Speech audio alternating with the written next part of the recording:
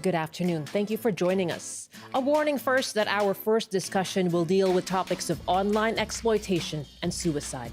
After the tragic death of a 12-year-old boy in Prince George, there are warnings for parents to be vigilant and calls on the government and social media companies to do more to prevent it. If you're a parent or educator, what are your questions about what you can do and what is being done by authorities and social media companies? After 12:30, we'll talk about rental scams and what are the red flags to watch out for. I'm Michelle Eliot. Welcome to BC Today.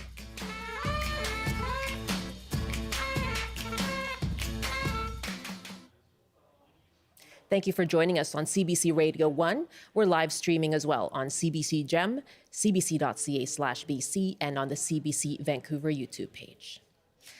Again, a warning before we begin. This next story will deal with difficult subject matter and references suicide. Police are linking the death of a 12-year-old boy to online sexual extortion. The Prince George RCMP are urging parents to talk to their children about staying safe online after the preteen died by suicide in October. Investigators have determined he had been subjected to online sextortion, according to the RCMP. Sextortion is a practice of demanding money or sexual favors from someone by threatening to expose intimate images. A spokesperson for the RCMP told CBC News police are looking for a suspect, but investigations into this type of crime can be lengthy and extend beyond BC's borders. Carol Todd is an educator and advocate around awareness on internet safety and online exploitation.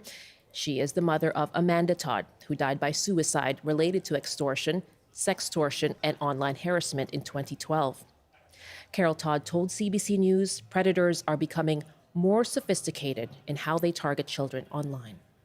They're going after younger kids now because your typical child with brain development, they don't understand all the workings of how technology works. They're very social beings. They want to be with people, whether it's online or in the real world. And the trust factor of if someone talks to you, you should communicate back, right? And that's the grooming process. And it doesn't even like, as I talk about adults, I can talk about parents, caregivers, families, extended families, grandparents, educators.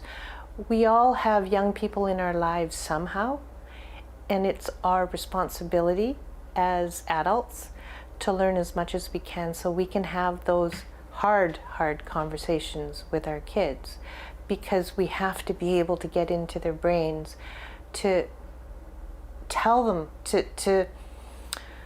be able to tell them what's out there.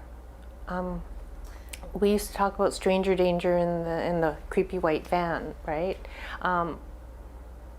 Stranger danger out there is now different, and that's why it's so important. Carol Todd speaking to CBC News. Yesterday would have been Amanda Todd's 27th birthday. Before we go on, if you or someone you know is struggling, there is help available.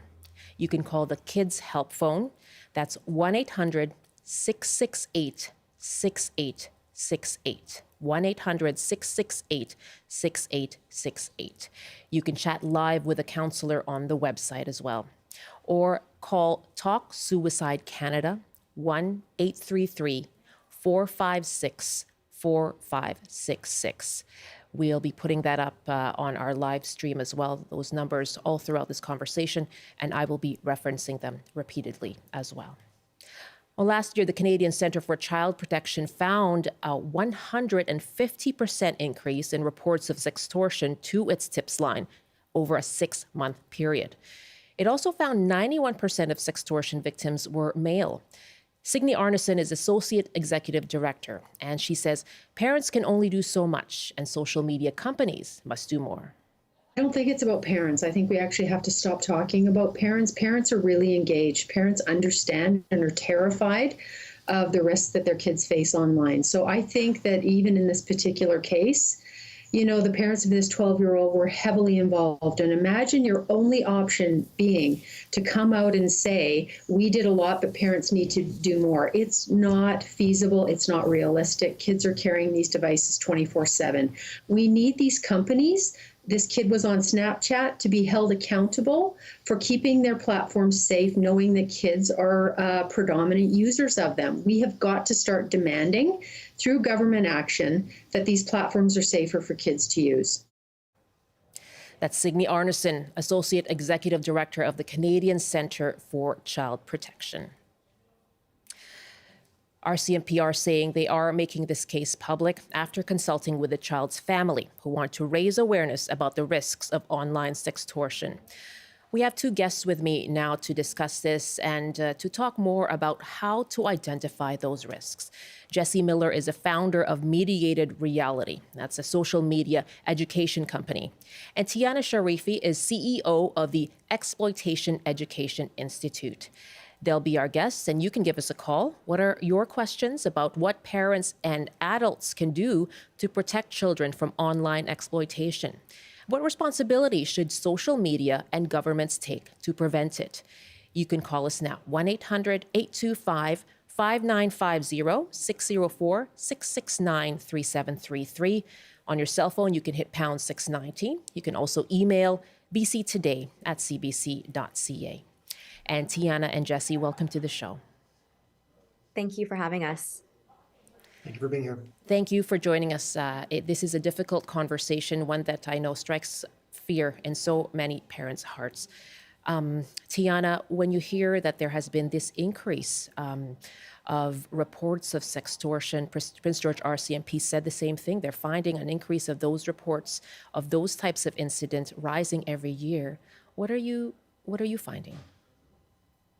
I'm not surprised. What I'm happy about is to see that we're now highlighting this issue more and more, and RCMP detachments are really making such a strong effort to bring in prevention education and really educate the communities. So we've been seeing that rise happen for years now. Of course, it spiked since the pandemic because of the loneliness and belonging and, kids not going to school.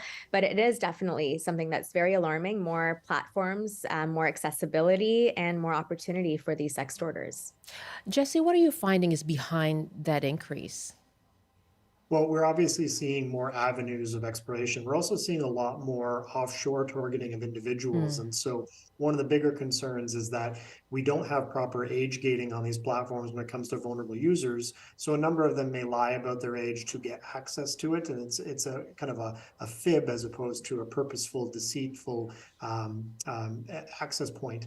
But there is no age gating that necessarily protects younger, more vulnerable users, because it is the communal space where their friends are. It is the communal participation place where parents say, well, I look at their phone, I see these conversations. It's not a big concern for us. So we are seeing more issues that get into the use of technology, which is echoed by Sydney in the space of looking at regulation. But age gating is such a complicated piece because it's not something that can be equally accessible. And that's where we have to consider the access to the internet as the primary when it comes to open internet. Okay, what do you mean by that? So start with that conversation around access to internet. What is that exactly?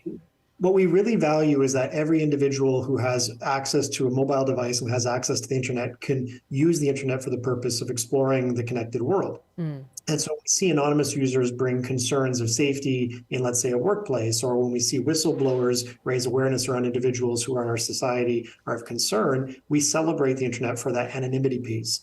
What we have a concern with is the vulnerable user. And so when kids are able to access and fib about their age and say, well, I'm 12, I know the minimum user age is 13, no one's really checking.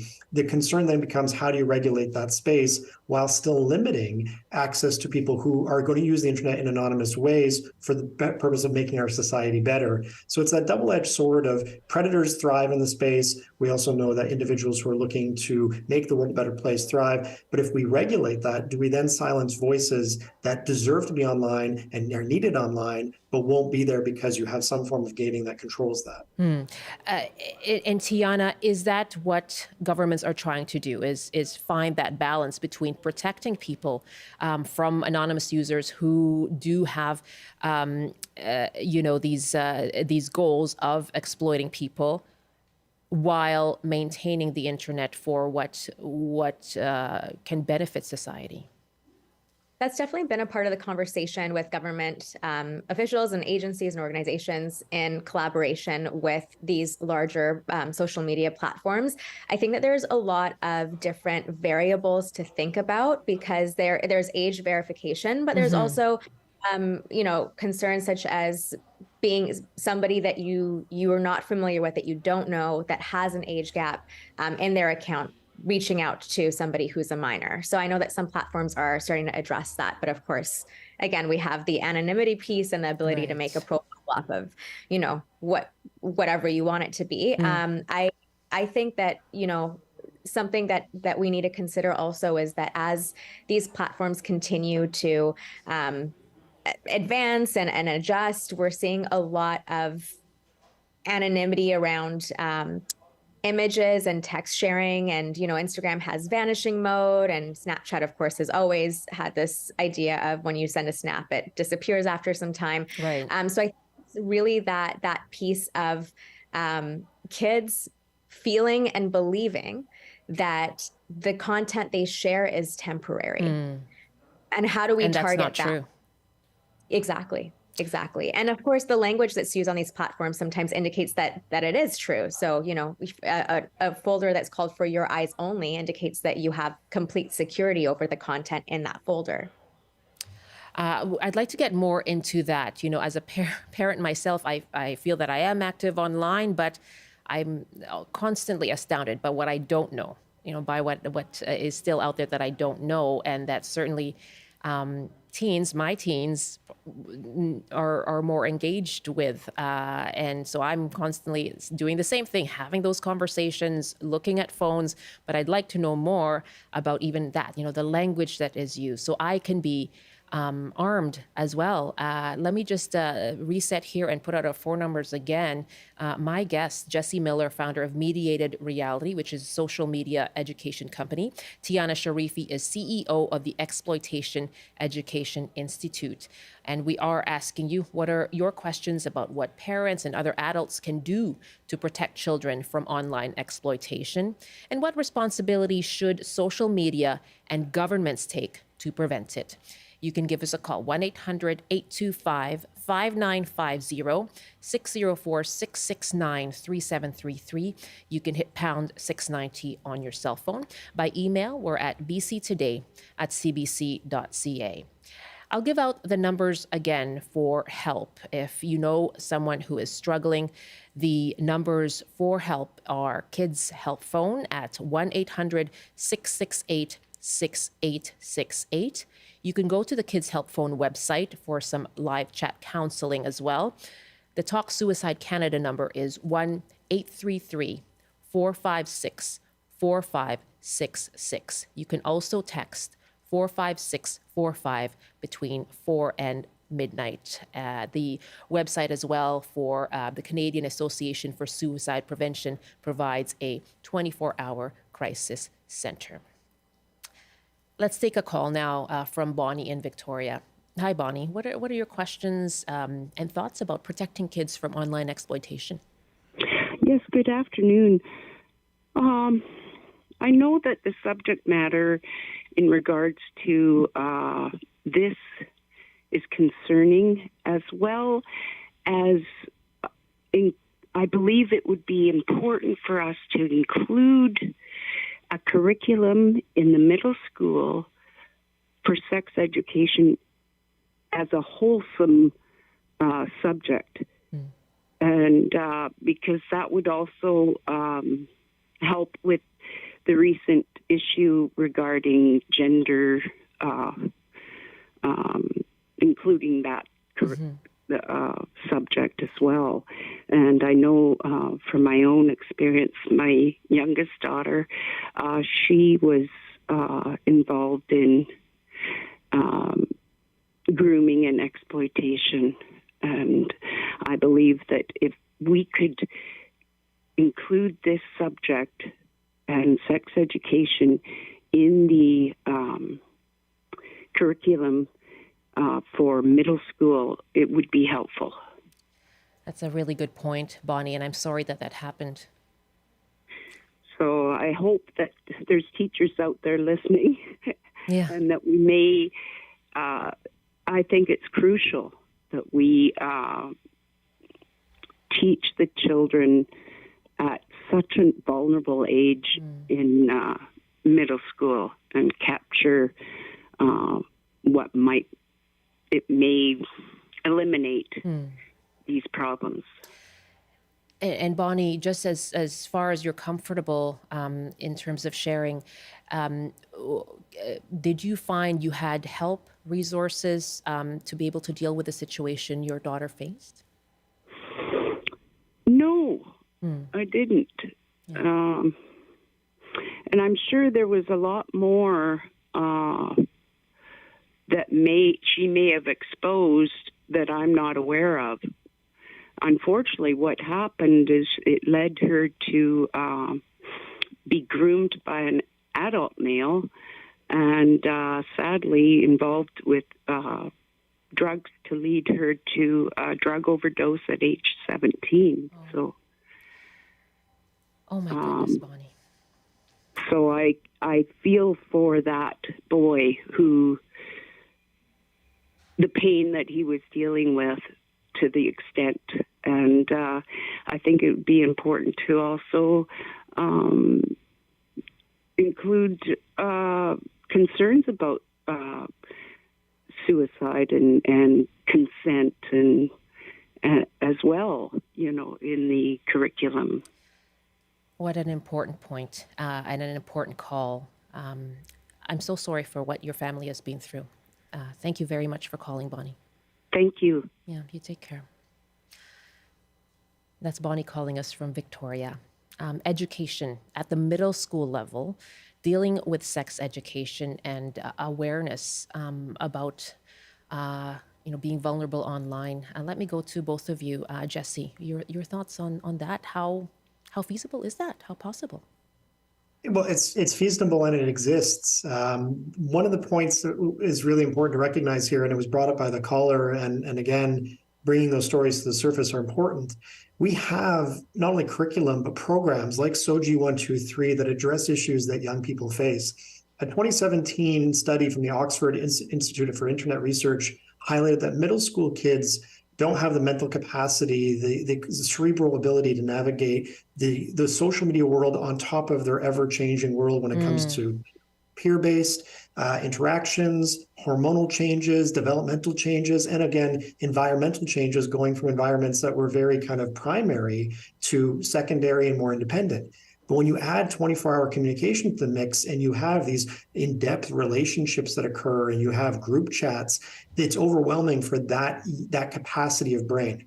The thing here is that currently in our polarized communications around parents' rights and educators' responsibilities, it seems like there's a lot of critique that goes into places that target programs that are very effective at minimizing the risks that young people face, especially when a student is looking at their sexual orientation or gender identity. And it becomes this extreme of indoctrination or where we're leading children as opposed to giving them resources for when they are facing turmoil. So again, programs like sexual exploitation awareness, it's something that exists, but from the private sector coming into schools, social media awareness.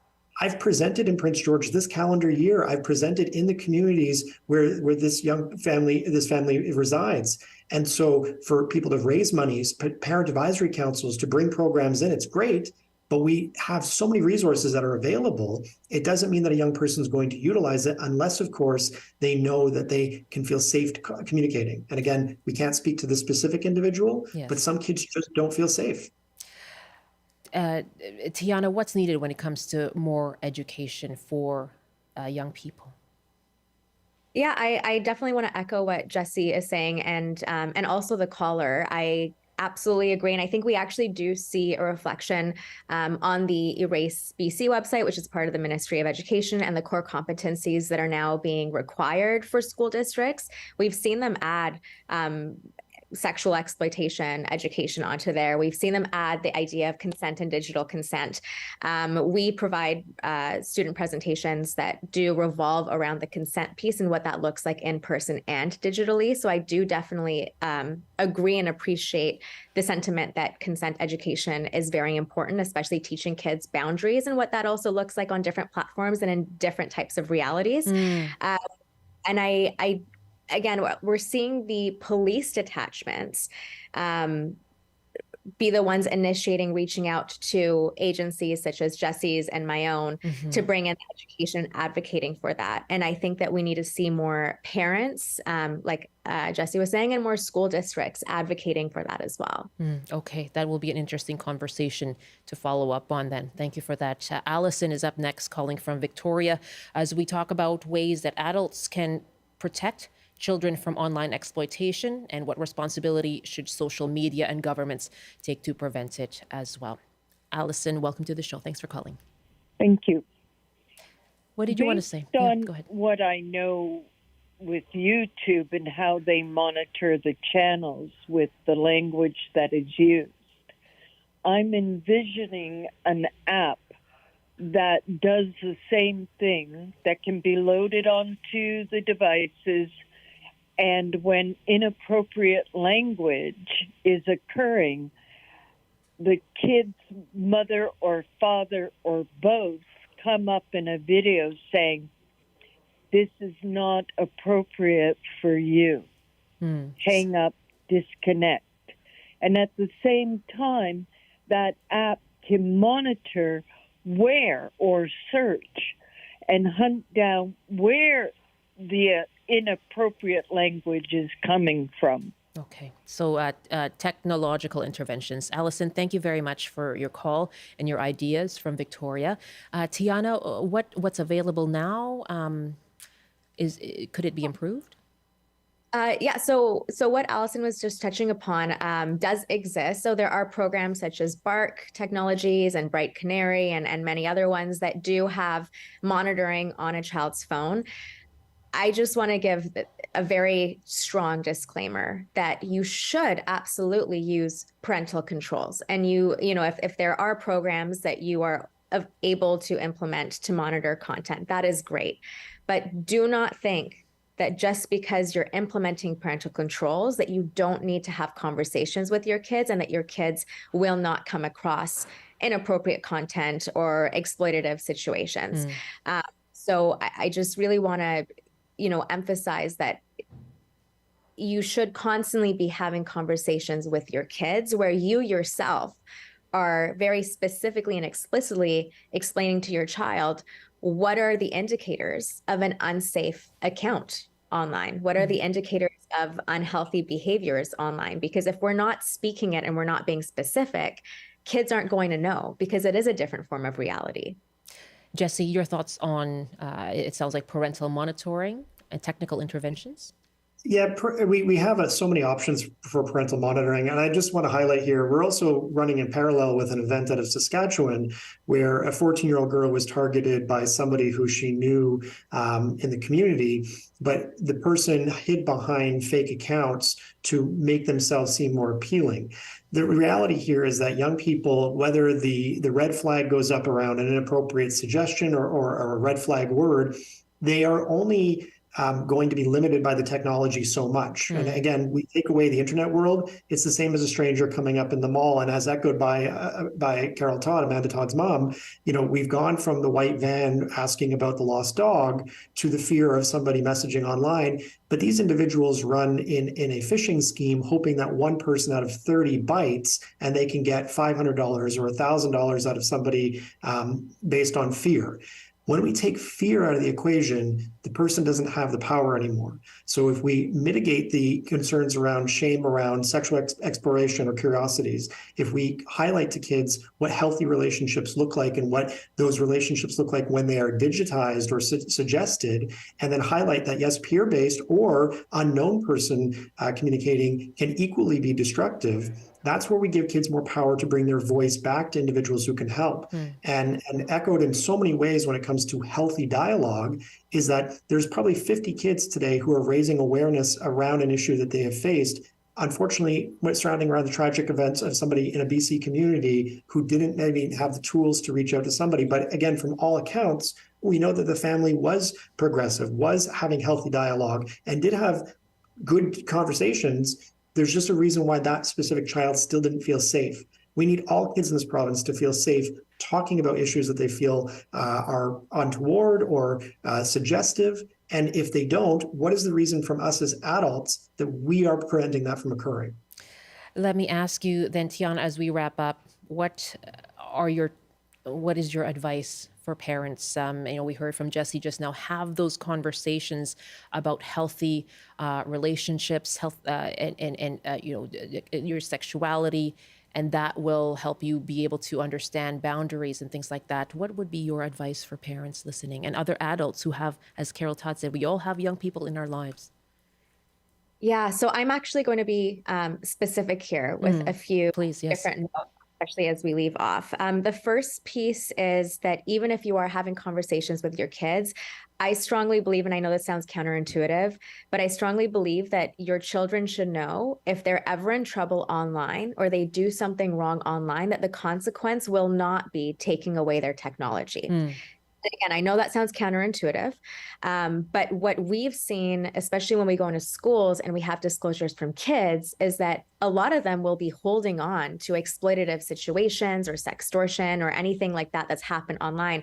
And they've been holding on to it for over a year, experiencing anxiety and all these other things because they're too fearful to lose the access to their technology, because that is their form of connection and meeting needs like entertainment and belonging and all of those things. So, having that explicit dialogue that your technology won't be taken away, we'll just have more conversations around how we're going to monitor, setting the boundaries and making sure that you know how to use it in an appropriate way, and that there are other consequences that wouldn't involve, again, removal of something that's so valuable and important to the child. And then in terms of what specifically you can talk to your kid about, because I know that we keep saying, talk to your kids. Right. Well, what do you say to your kids? Yeah. So I think a few things that kids should know, children and teens should know when they're online.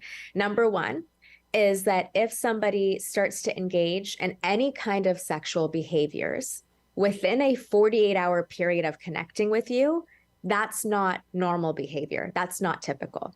In fact, most exploiters and predatory people online will do that right away within the first few minutes. So if somebody's reaching out to you, they're connecting with you, but in 48 hours, it gets sexual, that's a red flag. The second piece is making sure that they understand what the legal age differences are, because in Canada, we have age of consent and different age gaps that are illegal. And so for kids to know if somebody that's, let's say, 4 years older than you is reaching out, that's actually illegal if they're then trying to be romantic or flirting with you. And the last piece is letting your kids know that the number one tactic sextorters and other forms of exploiters use is switching platforms. So understanding that healthy friends and followers on one platform typically will not ask to connect with you privately on a different platform later. Whether that's transferring you or switching you to WhatsApp or Google Hangouts or some kind of a live stream platform or Instagram or Snapchat. I appreciate the specifics there. I feel like this has been a really valuable and productive conversation. Thank you so much to both of you for this. Thank you. Thank you, Michelle. Jesse Miller is a founder of Mediated Reality. That's a social media education company. And Tiana Sharifi is CEO of the Exploitation Education Institute. And I'll give out the helpline numbers once again. The Kids Help phone is 1-800-668-6868. There's a live chat counseling option available on the website for the Kids Help phone. And Talk Suicide Canada is at 1-833-456-4566. Now, between the times are actually 1 to 9 p.m. Pacific. Between 1 to 9 p.m. Pacific, you can text 45645. Thanks so much as well to Bonnie, who called earlier, for that conversation. This is BC Today here on CBC. It's 12:35 now, 1:35 in the Mountain Time Zone. And coming up in our next half hour, we'll talk about rental scams. And because of the high rents and the rental crisis around Canada, they are becoming more prevalent. So we're asking, how do you avoid one? Have you been affected? And what help is out there? That's coming up after this CBC News Update with Robert Zimmerman. Good afternoon. A coalition of coastal First Nations is in Ottawa to oppose the closure of fish farms. Dallas Smith with First Nations for Finfish Stewardship says current salmon farms are a part of ocean management and the economy of coastal communities. Says decisions should be made in those coastal communities, not in Ottawa. Major crimes investigators have taken over a homicide in Terrace on Sunday that left a young person dead. The victim was found in a home along with another youth who had serious injuries. One person was arrested at the scene but later released. And police in Kamloops are asking drivers to avoid a busy highway overpass now covered in hay. The RCMP say a transport truck rolled over on the Valley View Drive interchange this morning. No one is hurt, but several lanes are blocked. And now the forecast on the north coast. A few showers this afternoon with a high of 1. Highs reaching 5 with strong winds and a bit of sunshine in the Peace. In the central interior, a high of +1 with a chance of flurries. Highs from -3 to 2 with a mix of sun and cloud in the West Kootenay. Mainly cloudy in the East Kootenay. In the southern interior, mainly cloudy with a high of 3. And for Metro Vancouver, Greater Victoria and the Fraser Valley, lots of sunshine this afternoon with highs reaching 6. I'll have more local news at the top of the hour. Now back to Michelle with BC Today. Thank you very much, Rob. Rob Zimmerman in the CBC Vancouver newsroom. Welcome back. You are with BC Today here on CBC. We are broadcasting on Radio 1, 97.7 in Fernie. You're getting us at 92.1 in Victoria. We're also live streaming on CBC Gem, cbc.ca/BC, and on the CBC Vancouver YouTube page. And coming up this Friday, December the 1st, is the 37th annual CBC British Columbia Food Bank Day broadcast.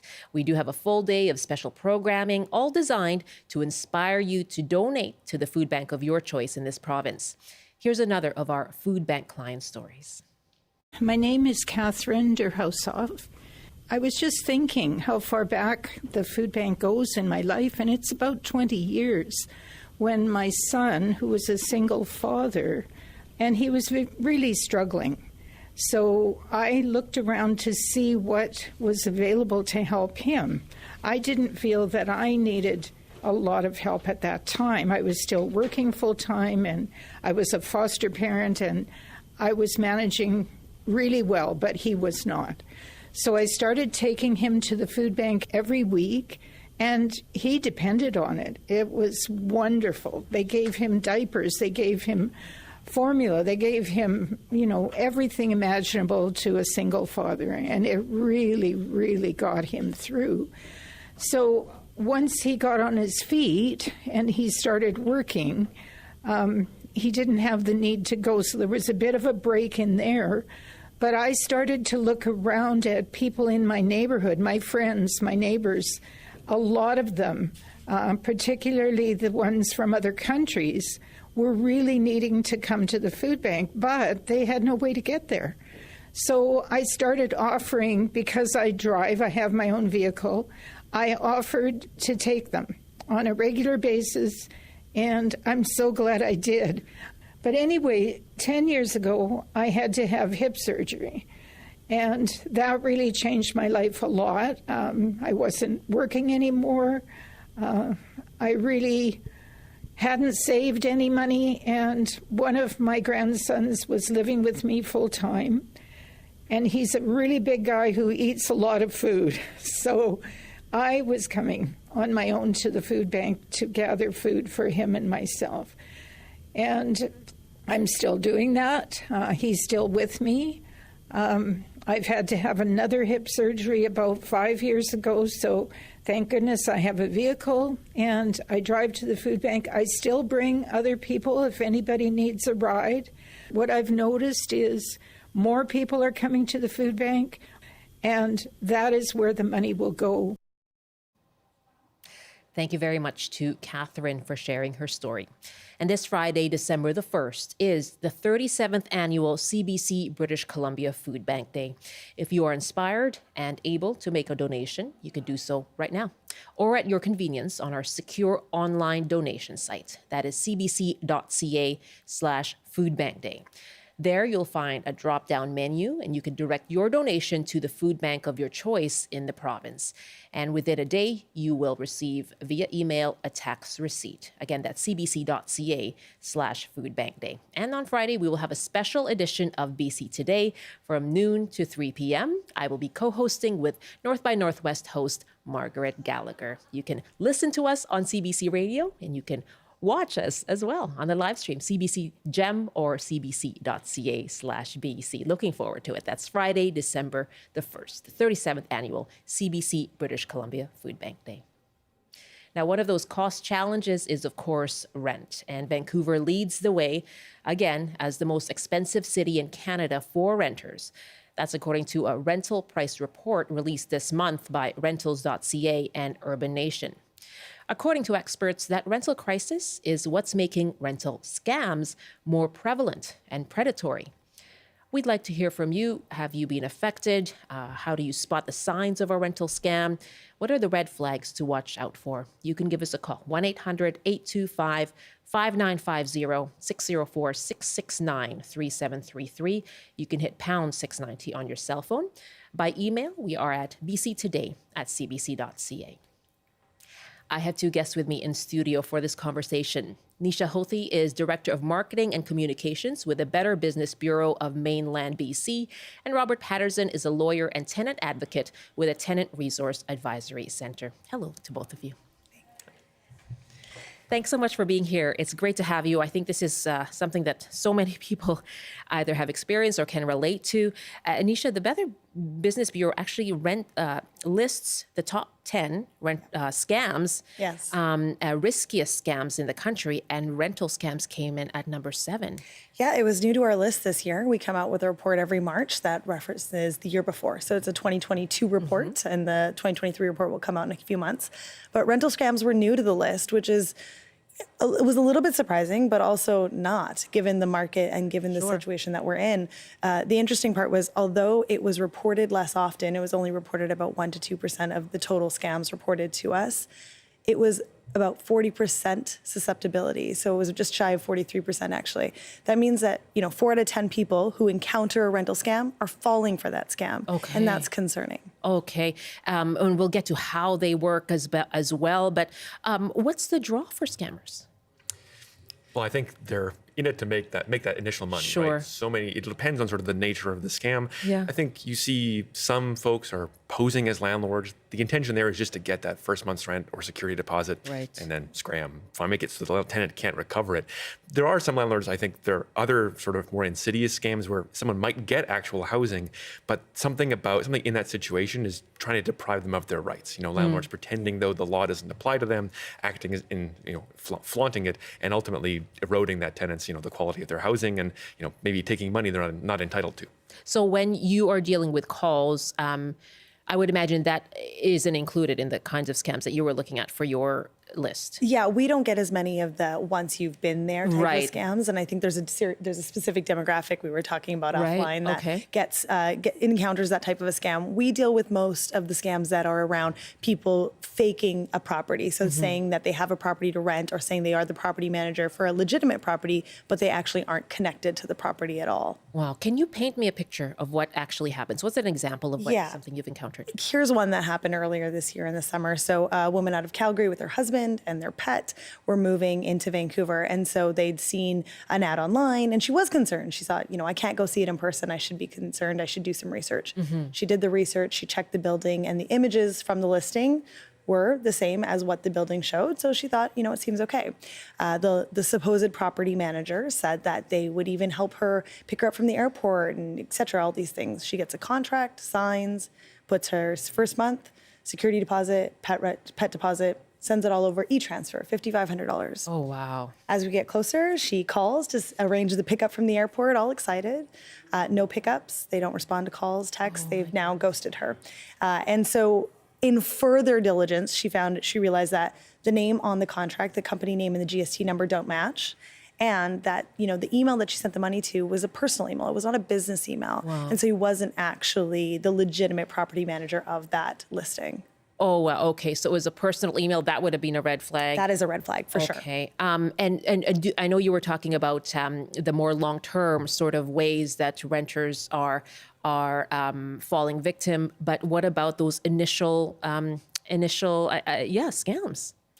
For sure, yeah, that's absolutely follows a pattern that you see a lot in this area of work. Wow. It's not unique. I think there's always variations on it and very different degrees Right. to which the fraud is perpetrated.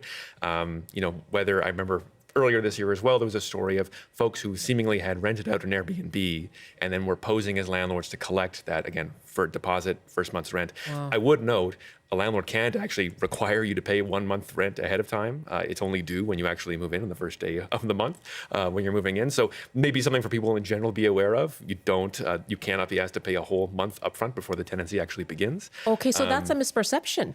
Yeah, I think a lot of the times, people can take advantage of these misperceptions, whether it's a scam, a bait and switch scam, whether it's a longer term, more complex situation. Landlords take advantage because tenants don't understand. Don't understand the rights or how the legislation applies to them. Okay. Absolutely. Okay. We'll talk about recourse as well. Let me just put out the numbers again, asking you if you've encountered a scam, if you've spotted something that you thought perhaps was a rental scam. What do you think is needed to protect renters? Love to hear from you. 1-800-825-5950, 604-669-3733. You can hit pound 690 on your cell phone. By email, we are at bctoday@cbc.ca. And my guests are Robert Patterson, a lawyer and tenant advocate with the Tenant Resource Advisory Center, and Nisha Hoti is Director of Marketing and Communications with the Better Business Bureau of Mainland BC. As we wait for calls to come in, what kind of recourse do people have? Then where can they turn, Robert? Yeah, so it really depends on the situation. So where someone is scammed by someone who's taken their money and run away, the biggest challenge to recourse is going to be actually locating that person. If they can locate them, they likely have legal recourse against them, whether that's at the residential tenancy branch or more likely something like small claims court or the civil resolution tribunal, depending on the amount of money and the nature of the contract. Where you have sort of more complex, longer-term scams, where a landlord is saying that the law doesn't apply to me because your housing is a kind of housing it actually isn't.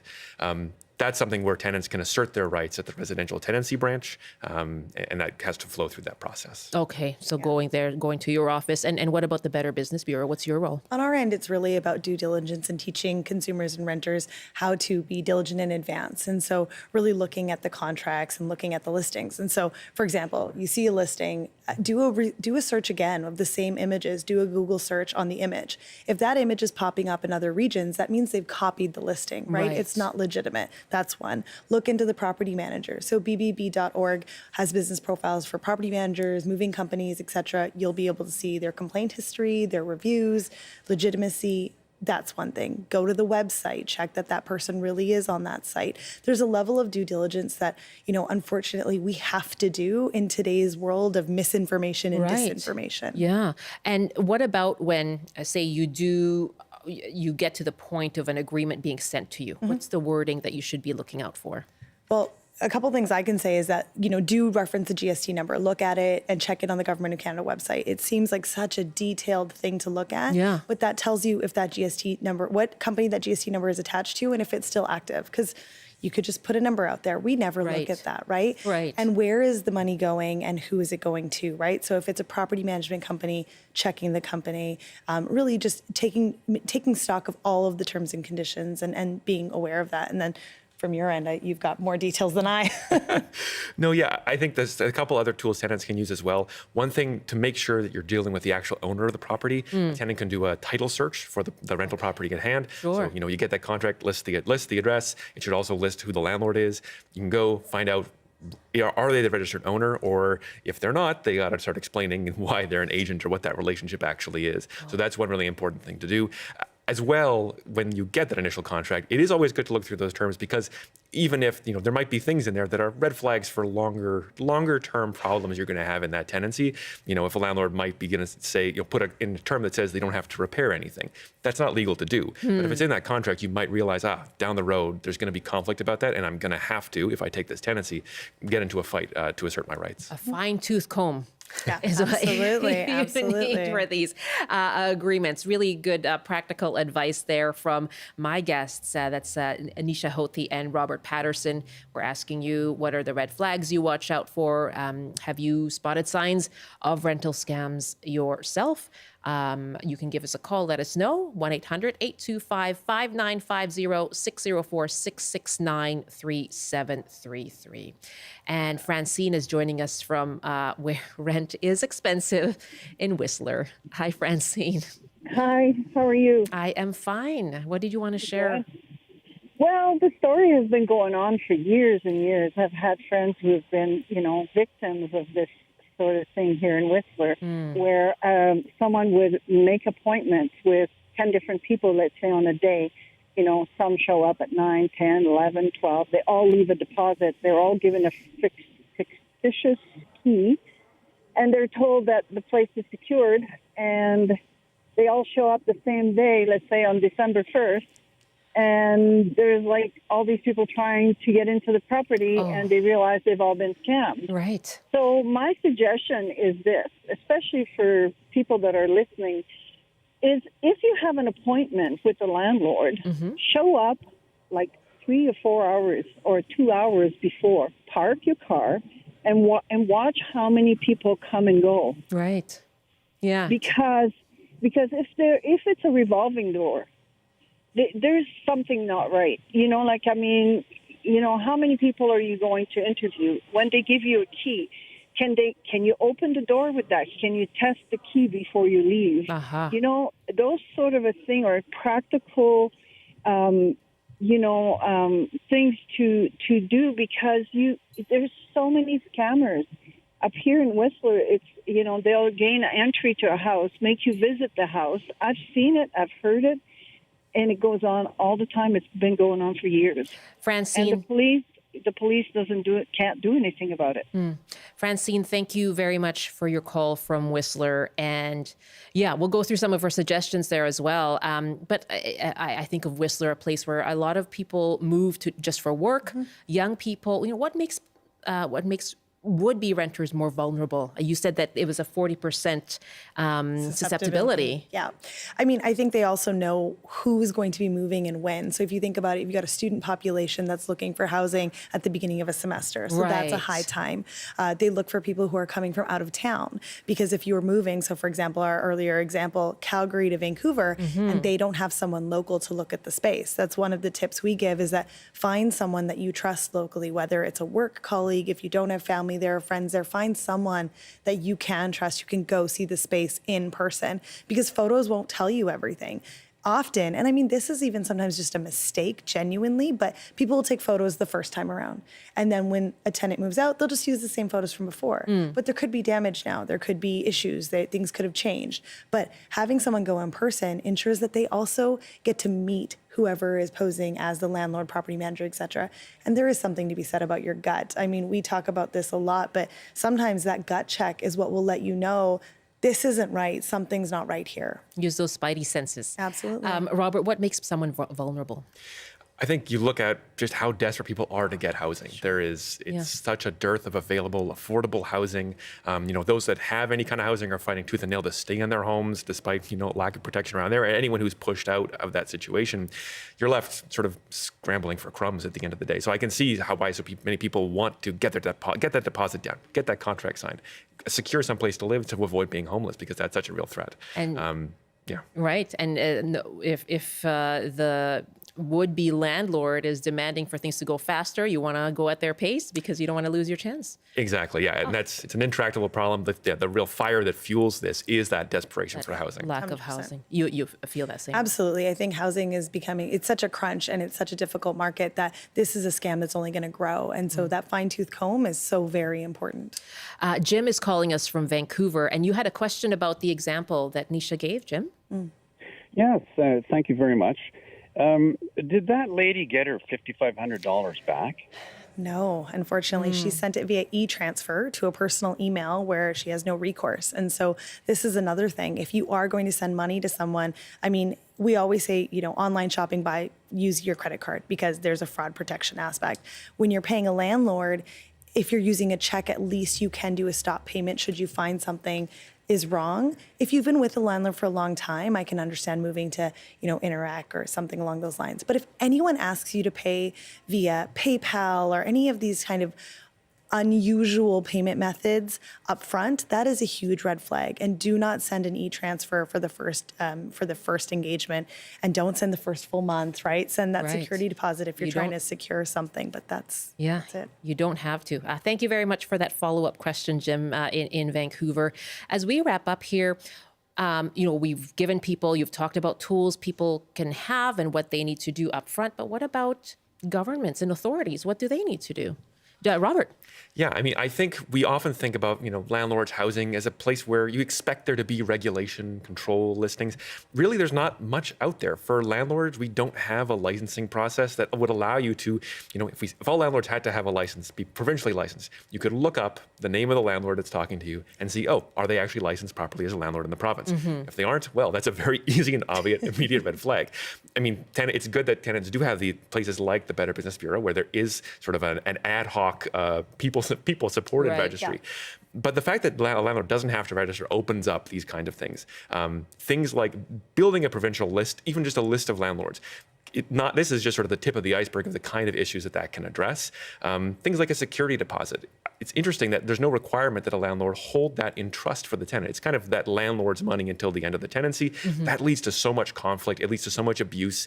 And you could start both this kind of abuse with the grabbing of deposits and that kind of dispute at the end if a landlord had to hold it in trust, or if, say, the government, as part of a licensing project, could hold it in trust for those parties. There are a lot of, I think, different options, different ways we could go about this sort of it's not even just a closer eye, it's any kind of eye on this problem from a government level. Nisha, I just have about 30 seconds, but what more can government? You can put in a complaint to the Better Business Bureau. We also have the bbb.org/scam tracker tool, which is where you can put in if you've encountered a scam. What we can do is if it is a landlord or a property management company that has a business license, we can work with you on mediating a resolution if it does come to that. Okay. Thank you so much, both of you. Very useful for our listeners. Thank you. Thank you. Nisha Hothi is Director of Marketing and Communications at the Better Business Bureau, serving mainland BC. Robert Patterson is a lawyer and tenant advocate with the Tenants Resource Advisory Center. That is it for our show today. Thank you so much to everyone who called in and joined our discussion. I'm Michelle Eliot. Thanks for joining us. We'll be back tomorrow.